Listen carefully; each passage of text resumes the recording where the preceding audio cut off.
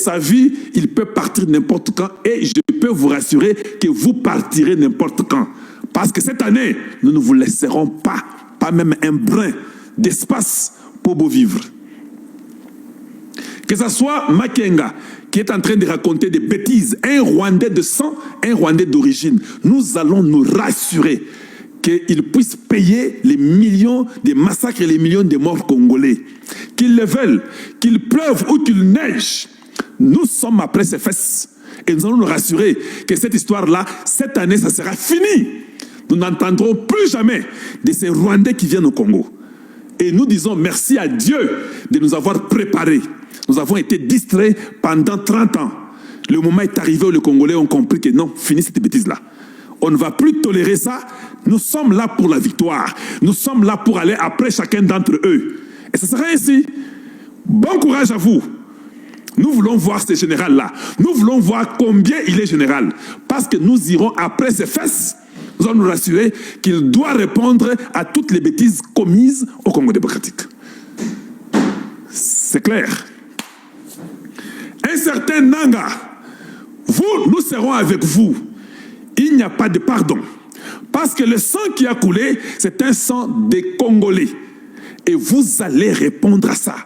Il n'y a pas d'excuse, il n'y a pas de pardon, il n'y a pas d'explication. Même par un prix, tokolukisaka yotina esika okotaka. So okotaka na tru mogoboyi, tozana yotina truwana. Jusqu'à ce que tu vas répondre. Parce que cette fois-ci, nous serons sur l'offensif. Que ce soit dans les médias, dans la diplomatie ou dans la guerre. Même le peuple a déjà compris que c'est assez, vous vous êtes aventurés et cette aventure doit prendre fin. Nous serons après vous jusqu'à ce que nous nous rassurons que tu as répondu à tes crimes. Vivant ou mort, nous sommes après toi. Bertrand Bissimois, toi aussi, on ne va pas t'épargner. Un Rwandais de la très mauvaise qualité que vous êtes, menteur, que vous êtes manipulateur. Nous serons après vous. Nous allons nous rassurer que même le ciel ne soit pas visible pour vous. Vous devez vous cacher ou vous êtes invisible. Quand vous serez seulement visible, nous allons nous rassurer que votre vie est enlevée parce que vous avez tué beaucoup de Congolais innocents et vous devez répondre à ça. Il n'y aura pas de gratuité, il n'y aura pas de pardon. Et nous allons nous rassurer. Et le gouvernement américain et nos amis internationaux, on doit se rassurer que nous sommes après vous pour que vous puissiez répondre à toutes vos bêtises. L'histoire retiendra que vous vous êtes aventuré au Congo et que le moment est venu où vous devez partir et nous devons mettre fin à cette aventure-là. Il n'y aura pas de dialogue. Ambongo, Chole et Mouteba, je peux vous garantir, mes chers amis pêcheurs que vous êtes, mes chers amis malhonnêtes que vous êtes, nous pouvons vous garantir qu'il n'y aura pas de dialogue. Un dialogue ne se fait pas après la guerre. Vous voulez dialoguer pour qu'il y ait la paix, vous ne tuez pas les gens. Vous gardez silence, vous réclamez les dialogues et puis vous causez. Mais après avoir tué 20 millions de morts, il n'y a pas de dialogue. Donc, toute votre manœuvre a échoué et vous, même le sang des croyants sera sur vous. Et vous répondrez, malgré vos robes inutiles, malgré vos robes d'hypocrisie, nous serons aussi après vos paroles. Ici, nous ne parlons pas de l'Église catholique.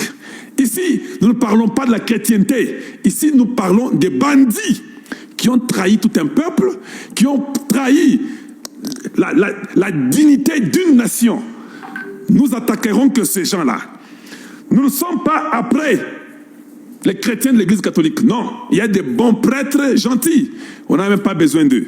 Mais ici, nous parlons que ces gens-là qui sont entrés dans la politique, sous couvert avec des soutanes, nous serons après eux, nous enlèverons les soutanes et ils seront fouettés pour répondre à leurs bêtises. Voilà, ça je peux vous dire. Donc, nous ne voulons pas que les gens viennent s'expliquer, que les gens viennent se défendre. Non, parce que même les vidéos, nous les avons. Voyez un peu ici, ça c'est toujours en Congo. Mbote na bino ba papa, mbote na bino ba maman, mbote na bandeko ba congolais de partout. Meilleur vœu na bino, bonne année 2026. Alors bandeko matondo mingi na bino pona confiance oyo bopesa na ndeko na bino les communicateurs oyo bopesa kombo ya moloto tozali na esengo mingi pona koya koyebisa na bino ke nous sommes très contents de votre attention oyo bopesa ki na biso bandeko et durant toute cette année. Voilà pourquoi tozali pe causer là ba bonne nouvelle oyo pe bopesa na biso, c'est-à-dire ba veut le meilleur oyo bopesa pe na biso. Alors bandeko ndenge kaka na uti koyebisa na bino bandeko ba congolais, bonne nouvelle pour la République démocratique du Congo. Ba ligne ezali ko bouger na makambo etali l'Est de la République démocratique du Congo et la RDC en particulier. Paul Kagame, déjà durant cette année, Kagame a aussi tombé dans le piège. Il a consigné l'accord de Washington. Après la signature de l'accord de Washington, Kagame a signé, bande koba congolais, les États-Unis d'Amérique. Vous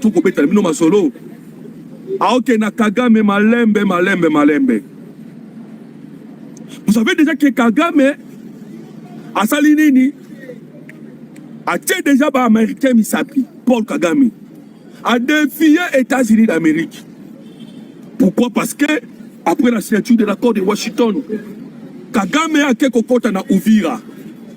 Et vous savez que au niveau du Conseil de sécurité, les États-Unis d'Amérique à Kagame, tu dois te retirer d'Uvira, tu es en 75 km. Et les Américains, qui na observation. Pour battre Kagame, a accepté ou a accepté. Et qu'est-ce que nous avons constaté? Kagame a sali diversion. A cause, au travers de M23, son groupe armé, a cause que à Obima Uvira, Djokatikali aux alentours, il y a Uvira, c'est-à-dire Naba colline tout autour. Et à juste quand il a déplacé les militaires, on a dit Nabango, a tini Bango scolaire pour que va déstabiliser Kalemi. Alors, bandeko Congolais, sachez-le bien que Kagame n'a qu'à déstabiliser Boula, qui déstabiliser Kalemi. Derrière lui, François Bazalaki. Derrière Paul Kagame, il y avait encore d'autres multinationales traîtres. Bazalaki Nassimaya, Paul Kagame. Bandeko, l'objectif est d'Agakatanga. Pourquoi? Parce que les États-Unis d'Amérique a signé deal entre la RDC et les États-Unis d'Amérique. Alors les deals ont signé Bandeko Congolais. Déjà, les bandits ont avancé. Pourquoi? Parce que il y a eu une réunion Salamaki entre la RDC et les États-Unis d'Amérique. Là où déjà Tobimisi, chacun de nos pays, les États-Unis d'Amérique a qui déjà leurs représentants qui va commencer les discussions avec les représentants de la République démocratique du Congo. Alors les deux vont ensemble. Pour pas étudier. Voilà pourquoi la semaine passée, la République démocratique du Congo a acquis un document pour Mesa, c'est-à-dire les projets où travailler et le monde américain. Vous comprenez maintenant que pour les Américains, on doit avancer. Namakamota le deal. Pour Paul Kagame, il doit déstabiliser l'Est de la RDC et l'Ongo Naba Oto Kobenga par complice. Voilà la situation comme niveau Ezali. Trump, pendant que Congo, je vous informe que Donald Trump vient de faire encore d'autres déclarations. Lobby. Trump a une déclaration. Mais concrètement, Trump a Kosani. Trump a lobby boye. Le jour où Yambaki Zelensky. Donald Trump a lobby. La guerre est terminée entre la République démocratique du Congo et le Rwanda. Bande Koba Congolais. Oui, pourquoi Donald Trump a dit que guerre est Syrie? C'est parce qu'il est en train de dire directement Naba entreprise Nabango Yaba Otobengaka, entreprise Yaba multinationale américaine. Pour leur dire ceci, au moins il y a des minéraux dans SARDC. Des années et des années. Les minéraux que vous preniez dans il y a guerre. Ah, je vous dis, moi, en tant que président des États-Unis d'Amérique, plus que son beau sous minéraux dans la guerre, vous devez passer toujours par la grande porte parce que en ce moment, nous avons signé avec la RDC. Alors, Kao na bango yangwana awa tokula. Tobetana lo lisolo makambo za le kana na minute na katanga. Bande kotangu tolo ba bien que na moment tobetana bino masolo ennemi azo préparé c'est. Mais merci parce que je vous ai dit que les lignes bougent. Merci na service de renseignement. Wana tokolo baba CNS. À part CNS tobeta masolo on va travailler ma casse. Paul Kagame a dans ko kimate. Pourquoi Kagame a dans ko kimate? Pourquoi? Parce qu'en ce moment, le service de renseignement, il y a République démocratique du Congo. Et ils ont travaillé le mot dans le service de renseignement américain. Il y a un tous les plans au Baosala. Ils ont déjà révélé. Dévoilé. Voilà pourquoi on a vu que le niveau ya Kalemi, Grand Katanga, au monde qui semaine passée, on a arrêté bande congolais, par sujet chinois, on a arrêté des étrangers, bande congolais et d'autres congolais complices. On a un objectif pas déstabiliser les Grand Katanga. Pourquoi? Parce que le problème, ils ont dit dossier à Nini. Dossier yaba minéraux congolais. Dossier anini ya Grand Katanga. La colère yaba multinationale ya kokota na grande porte. Yangonde zobomaba. Alors, Kagame continue réunion na Rwanda avec des traîtres congolais. Ba continue réunion. Réunion na ba continue. Ils veulent maintenant faire pression. Parce qu'il est déjà perdant. D'ailleurs, tu crois qu'il est perdant dans Makamwetali, le processus de Washington, là où il a signé, là où il a défié les Américains. À côté de réunion, et le monde n'a pas Makenga, Namba Nanga, et un de Congolais à côté ici des militaires. 3 bataillons. À peu près 3000 hommes, Paul Kagame à côté ici, na SARDC, repérés par les États-Unis d'Amérique. Repérés. On a bien dit que tu as un satellite d'observation ODG Zali, mis à la disposition par rapport aux accords signés entre la République démocratique du Congo ainsi que les États-Unis d'Amérique. L'accord est clair. Et les images sont là, bandi ko bakongolais. Bazui ba image ya ba soldats rwandais.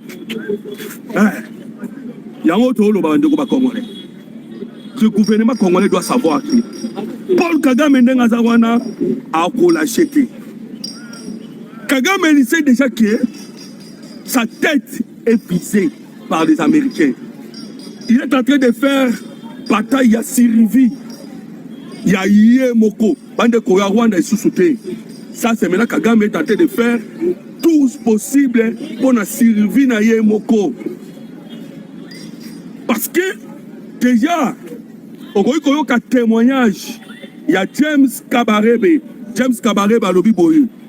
Bango Batouti. Là, il y a 3 sortes de Tutsi que les Congolais doivent savoir. Batouti, au Alibosoto Koloba. Il y a des Tutsi rwandais. On va les Congolais sans problème. Il y a des Tutsis originaires. Bande de Congolais, il y a Congo, mais on va qui koya, on va Nyamulenge, on va qui réfugié Namulenge. Mais il y a des Tutsis qui ont un problème en ce moment avec toute la communauté internationale envers la RDC. Ce sont les Tutsis venant de l'Ouganda. Wana Ezali, Paul Kagame, James Kabarebe, Makenga, Kunda Batwa. Alors, Wana Nyonso Bandeko Congolais, ils savent déjà qu'ils ont des problèmes avec presque tout le monde. Et bah éviter place ni bakokende. Voilà pourquoi Kagame a mobilisé Kibango dans une réunion qu'il a tenue. Paul Kagame a bengi bango lobby a wande to ko boye la communauté internationale, entre autres les États-Unis d'Amérique, bazali koluka mutu nanga. Ça c'est Paul Kagame qui disait na bana na nyonso baluka mutu nangai alors bino nyonso tout esengeli bola muka. C'est ainsi qu'il a envoyé 3000 hommes. 3000. Pour que Babunda Bitumba ya Uvira. Bakende Kobunda Bitumba Lisusu Oto Koloba. À part Uvira, Bayana Fizi. À part Fizi, Balukandeni Bake déstabiliser Grakatanga. Mais Bandeko, le gouvernement congolais déjà, les services de renseignement Yebi Nyonso. Il y a projet au Paul Kagame Azosala. Les États-Unis d'Amérique Yebi, le gouvernement congolais Yebi. Pourquoi? Parce que déjà, la RDC déjà a si à travailler la récupération. Il y a Makobola 1 au Monaki, Makobola 2 auto-récupéraki. Alors, Bandeko, nous attendons les 3000 hommes wana. Tango Bakoya, Baluka va pénétrer l'Est de la République démocratique du Congo, Bakokuta na fait. Il y a FARDC Ouazalendo. C'est ainsi que Boyokaki Evariste Ndayishimiye, le président Burundi, qui répond Naba européen. Ayabisi Bango Boye, Evariste Ndayishimiye. Ayabisi Bango que je ne quitterai pas l'Est de la République démocratique du Congo. Bandeko, voyez pourquoi Evariste Ndayishimiye a tenu ses conférences de presse et a répondu Naba Union européenne. D'ailleurs même c'est pas Kagame, il va répondre à Kagame, à répondre Naba Union européenne. Ayabisi Union européenne, boye. Je vous dis, je ne quitterai pas la République démocratique du Congo. Vous savez pourquoi le Bibongo? C'est parce que Evariste Ndayishimiye a subi une pression. La pression au Evariste Ndayishimiye a